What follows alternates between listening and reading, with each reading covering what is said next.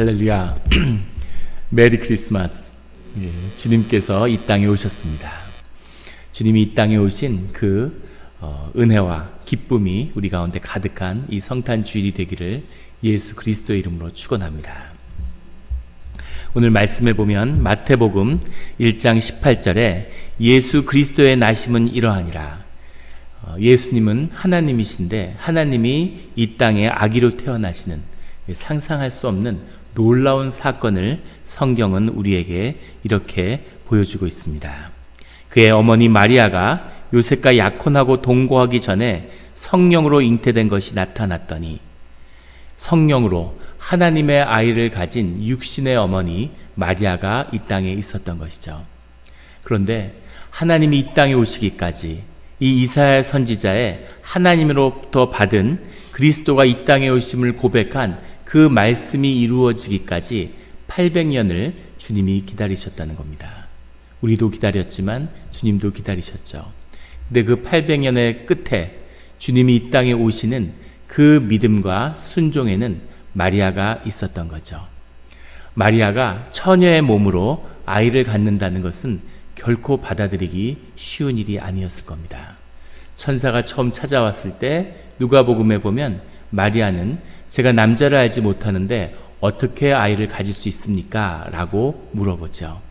처녀가 아이를 낳는다고 선지자가 말씀했지만 그것이 나에게 이루어지는 사건이라고, 그 일이 진짜 내게서 이루어지는 사건이라고 받아들이고 믿기는 어려웠을 겁니다. 그런데 그 하나님의 뜻과 마음을 받으니까, 그러니까 누가복음 1장 38절에 보면 마리아는 주의 여종이오니 말씀대로 내게 이루어지이다 라고 그것을 믿음으로 순종하는 고백을 드리죠. 그래서 그 말씀의 고백이, 그 순종이 하나님의 놀라운 역사가, 믿어지지 않는 구원의 역사가 우리 이 땅에 임하는 그 역사의 시작이 마리아의 순종과 고백에게서 시작되는 겁니다. 하나님이 100% 사람이 돼서 이 땅에 오시는데 그 하나님을 아이를 갖고 낳는다는 것, 이것은 마리아에게 결코 쉬운 일이 아니었을 거예요. 마리아가 아이를 가졌다고 하는 것, 그 남편 요셉에게도 말하기 어려운 일이었겠지만 그 이야기를 누가 믿어줬겠습니까? 내가 아이를 가졌는데 하나님의 아이를 가졌어요, 성령의 아이를 가졌어요 라고 이야기하면 아, 그렇구나, 성령의 아이를 가졌구나, 이렇게 받아들이는 사람이 한 사람이라도 있었을까요? 사람들이 미친 여자잖아, 약간 도른 여자잖아, 이렇게 얘기했겠죠. 말을 해도 정도가 있지, 아이고 어떻게 저렇게 될 수가 있어. 아마 온갖 모욕과 비아냥과 그런 수치 속에서 살아야 했을 겁니다. 그 아이를 태어났는데 예수님을 키운다는 건 어떤 것이었을까요? 단순히 처녀가 아이를 낳았다는 것에서 끝나는 것이 아니라, 아, 예수님을 키우는데 사람들이 보고 비웃었겠죠. 제가 예수래, 제가 하나님의 아들이래, 제가 바로 그 성령으로 난 애잖아. 동생을 줄줄이 데리고 집안 살림을 하며 무학자로서 아버지를 도와 어린 나이부터 망치를 들고 돌을 깨는, 나무를 다듬는 일로 고된 일가를 하루를 보내는 그 어려운 삶에서 그 키우는 예수를 보면서 어떻게 이 아이가 하나님의 아이며, 어떻게 이분이 하나님이시며, 어떻게 이분이 인류를 구원할 수 있는, 모든 인간을 죄에서 구원할 수 있는 그리스도이실까, 이런 의문을 마리아가 마음에 갖지 않았을까요? 그런데 마리아는 믿음과 순종으로 그 아이를 잘 키웠다는 겁니다. 하나님의 공생애가 시작될 때 예수 그리스도의 삶 가운데서 마리아는 예수와 함께 했죠. 그런데 그 예수님의 구원의 사역의 그 끝은 십자가의 죽음이었습니다. 내 배가 아파서 내 온몸에 있는 뼈가 으그러지는 그 아픔 속에 태어나서 정성으로 키운 자식인데, 그 자식이 아무리 하나님의 뜻 가운데 있다고 할지라도, 그가 이 땅에 오신 하나님이라고 할지라도, 그가 십자가에서 피 흘리면서 고통 가운데 숨져가는 것을 지켜보는 어머니의 마음은 어떤 것이었겠습니까? 정말 하나님, 이 아이가 정말 예수가 맞습니까? 이 아이가 정말 그리스도가 맞습니까? 주님, 이 죽음이 정말로 인류의 구원이 맞습니까? 이런 회환과 고통의 질문이 마리아의 마음 가운데 있지 않았겠습니까? 그런 깊은 어미의 고통이, 아픔이 이 십자가의 역사를 이루는 예수님의 사건 앞에 준비되어 있는 것이죠. 이 믿음과 이 순종이 있지 않고는 주님이 이 땅에 오실 수 없는 겁니다. 주님이 이 땅에 육신으로 오셨다는 이 사건 가운데는 그를 기다리는, 예수님을 그리스도로 맞이하는 이 믿음과 순종이 있었다는 것을 성탄절에 기억하는 우리 모두가 되기를 예수 그리스도 이름으로 축원합니다. 19절에 그의 남편 요셉은 의로운 사람이라 그를 드러내지 아니하고 가만히 끊고자 하여. 요셉도 정혼을 하고 결혼을 앞두고 1년 전에 정혼을 하고 1년을 기다리는 거죠. 그렇게 태어난 아이가 아버지의 아이라는 것을 받아들이기 위한 그 시대의 율법입니다. 그런데 그 기간에 아이를 가졌어요. 요셉은 알겠죠. 내 아이가 아닌데. 그런데 이 일은 요즘 시대에도 받아들이기 어려울 겁니다. 내가 요셉의 입장이 되었다고 한번 생각해 보세요. 그 충격과 배신감을 뭐라 말할 수 있겠습니까? 그 수치와 모욕감을 뭐라고 말할 수 있겠어요? 그런데 요셉은 그것을 조용히 끊고자 했다는 겁니다. 마리아에게 피해가 없도록, 마리아가 큰 해를 받지 않도록. 이 시대의 율법이라는 것은 이런 마리아와 같은 여인은 끌어내서 돌로 쳐서 죽여야 되죠.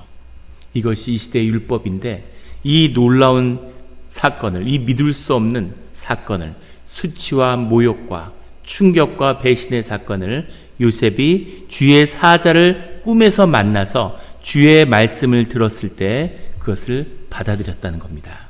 20절에 내 마리아 데려오기를 무서워하지 말라. 왜 무서워하지 말라고 했을까요? 부끄러워하지 말라, 화내지 말라, 모욕감을 느끼지 말라고 하지 않고 두려워하지 말라, 그렇게 이야기하는 것은 이미 마리아를 통해서 성령의 잉태를 요셉이 들었기 때문이겠죠. 믿지 못하는 마음과 그리고 두려운 마음, 그 두 마음이 다 있을 텐데 주님은 오셔서 무서워하지 말라고 말씀하고 계시는 겁니다. 그에게 잉태된 자는 성령으로 된 것이라. 하나님이 그 아이를 잉태시키고 하나님의 아들이며 그가 이 땅에 오신 하나님 예수라, 이렇게 이름하고 있는 거죠. 예수님이 이 땅에 오셨다고 하는 의미, 그 의미는 예수님이 100% 사람이 되었다는 겁니다. 예수님이 아이가 되어서 엄마 마리아의 젖을 빨고 아장아장 걷고 똥오줌을 가리고 그렇게 자라가는 사람이 되어서 이 땅에서 살아갔다는 거죠. 주님은 우리와 똑같은 100% 사람이 되어서 사람이 겪는 어려움과 그 고난과 그 삶에서의 모든 역경을 스스로 다 경험하고 사람들의 이야기를 듣고 같이 울고 웃으면서 사람들의 모든 것을 느끼는 그런 하나님이 되시길 원하고 그 길을 주님이 스스로 내려오셨다는 겁니다. 이것이 우리가 믿는 우리의 아버지 하나님이세요. 우리가 신앙생활을 하고 기도하다 보면 하나님이 계시겠지, 하나님이 천지를 창조하셨겠지. 그런데 그 하나님이 내 음성에 귀를 기울이실까? 하나님이 과연 우리한테 관심이 있으실까? 세상의 창조주이고 모든 시공의 주인이 되시는 주님이 나의 이런 작은 아픔에 관심이 있으실까? 그런데 주님은 이 땅에 오셔서 그 모든 아픔을 걸머지는 인간이 되기를 선택하신 하나님이시라는 겁니다. 하나님은 우리의 모든 것을 함께하길 원하시고 우리의 아픔과 웃음과 모든 것을 나누기를 원하는 그 하나님이신 거죠. 이 하나님, 우리를 이렇게 사랑하고 함께하기를 원하는 하나님, 그 하나님을 꼭 만나는, 인격으로 교제하는 우리의 성탄절의 시작이 되기를 예수 그리스도 이름으로 축원합니다. 그런데 이 주님은, 이 주님의 잉태는 또한 성령으로 된 것이라는 거죠. 23절에 보면 22절에 말씀을 이루려 하심이라. 주님이 이 땅에 오신 건 말씀이신 하나님이 이미 우리에게 선포된 언약을 이루려 하기 위해서 오신 거라는 거죠. 그 언약을 이루려는 것은 23절에 보라 처녀가 잉태하여 아들을 낳을 것이요 그의 이름은 임마누엘이라 하리라. 이를 번역한 즉 하나님이 우리와 함께 하신다. 우리와 함께 하신다는 언약을 이루기 위해서, 그 말씀을 이루기 위해서 처녀가 잉태를 하셨다는 거죠. 이 처녀를 이 땅에 오셔서 100% 사람이 되어서 사람과 똑같이 사시려고 하면 사람처럼 태어나고 사람처럼 잉태돼야지 왜 이런 기적적인 잉태를 이루셨을까? 이것이 하나님이 우리와 함께 하시는 방법이죠. 예수님은 100% 사람이시지만 동시에 100% 하나님이시라는 겁니다. 하나님은 우리와 함께 하시고 호흡하고 울고 웃으셨지만 하나님은 하나님이시고 예수님은 하늘의 일을 이 땅 가운데 이루시는 분이시라는 것을 보여주고 있는 거죠. 이것이 우리가 하나님과 함께하는 신앙의 신비입니다. 예수님을 믿고 예수님을 영접하는 그 중심에는 이 신비가 있어요. 우리 인간은 가늠할 수 없고, 우리 인간은 이해할 수 없고, 우리 인간은 어떻게도 알 수 없는, 다가갈수록, 기도를 할수록, 공부를 하면 할수록, 주님을 만나면 만날수록 점점 더 미궁에 빠져드는 그 알 수 없는 깊은 신비가 하나님이신 예수 그리스도 안에 있는 것입니다. 이 신비를 인정하고 그 신비를 경외하며 그 신비를 높이고 그 신비 가운데로 나아가는 것이 우리 신앙의 중심인 거죠. 주님, 저는 주님의 모든 것을 알고 싶습니다. 그러나 그럴 수 없다는 겁니다. 그런데 그것이 우리의 소망이 되고 그것이 우리의 구원이 되고 우리의 희망이 되는 거죠. 하나님이 100% 사람이시기만 하다면 우리와 함께 아파하고 우리와 함께 우시지만 그 아픔과 사랑을 우리가 느끼지만 거기서 끝이라면 우리 삶에 무슨 소망이 있겠습니까? 그런데 그 똑같이 느낀 소망과 아픔 가운데 주님이 인도하시고 주님이 이루시는 구원의 역사가, 하나님만이 하실 수 있는 구원의 역사를 향한 그 소망이 우리 가운데 있습니다. 주님이 이 땅에 오셔서 십자가의 죽음으로 인간의 삶을 마무리하셨죠. 십자가의 죽음이라는 것, 구약시대의 사람들은 양이 피를 흘려야 죄의 사함을 받을 수 있다고 그렇게 죄의 사함을 주님 앞에 고백하고 죄를 사함을 받았습니다. 민수기 35장 32절에 가면 큰 죄를 짓고 도피성에 도망한 죄인은 대제사장이 죽어야지만이 그 죄의 사함을 받고 죽음을 면할 수 있었죠. 양이 죽어야, 대제사장이 죽어야 그 사람의 죄가 구원받을 수 있지만 양이 수없이 죽고 대제사장이 끝없이 죽어도 인간의 죄의 문제는 결코 해결될 수 없는 것이죠.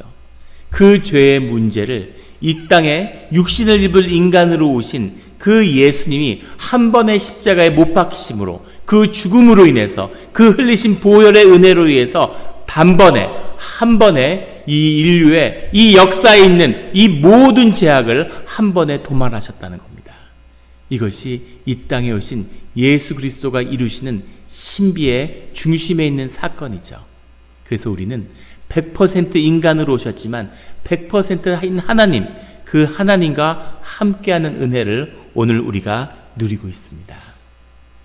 이 마리아의 고백처럼, 그리고 요셉의 고백처럼 주님이 우리에게 다시 오시겠다고, 이 역사를 마무리하는 그 끝을 위해서 주님이 다시 우리에게 오시겠다고 언약을 주고 말씀하셨죠. 그 말씀을 주님이 다시 우리 가운데 이루실 것입니다. 그 말씀을 이루기 위해서는 주님을 믿고 주님에게 순종하는 어떤 모습으로 오실까요? 어떤 일들을 우리 가운데 이루실까요?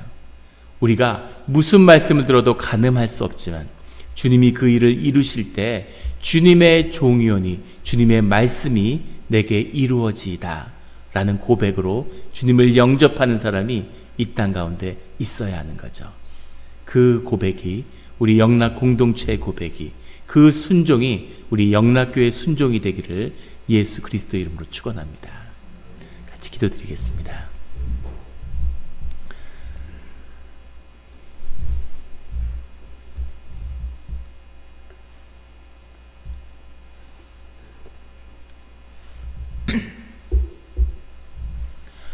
하나님 아버지, 감사합니다. 이 땅에 오셔서 감사하고, 하나님이 우리의 아픔을 이 보잘것없는 이 하루살이와 같은 짧은 인생에서 느끼는 매일매일 죽어가는, 매일매일 아픈, 매일매일 고난의 삶을 연속으로 살아가는 우리 삶의 모든 아픔을 아시며 경험하시고 그것을 느끼며 같이 아파하고 울고 계시는 그 예수님이 우리의 아버지셔서 우리의 친구가 되어주셔서 우리와 한 가족이 되어주셔서 우리와 한 몸이 되어주셔서 감사합니다. 주님, 십자가의 보혈의 은혜로 우리의 구속함을 이루시는 주님의 그 신비와 예수님의 하나님 되심에 또한 감사를 드립니다. 주님, 우리 삶의 모든 아픔과 고난의 자리에서 주님을 만날 때만이, 주님이 함께 하실 때만이, 주님의 십자가의 역사가 나타날 때만이 우리의 삶의 문제는 해결될 수 있는 것임을, 우리의 삶의 유일한 소망과 구원이 되시는 예수 그리스도를 우리에게 보내주심을, 우리와 함께 하심을, 그 성탄절을 우리에게 허락하심을 깊이 주님께 다시 한번 감사드립니다. 감사합니다. 주님. 주님 홀로 영광받아 주시옵소서. 감사드리며 예수 그리스도의 이름으로 기도드렸습니다. 아멘.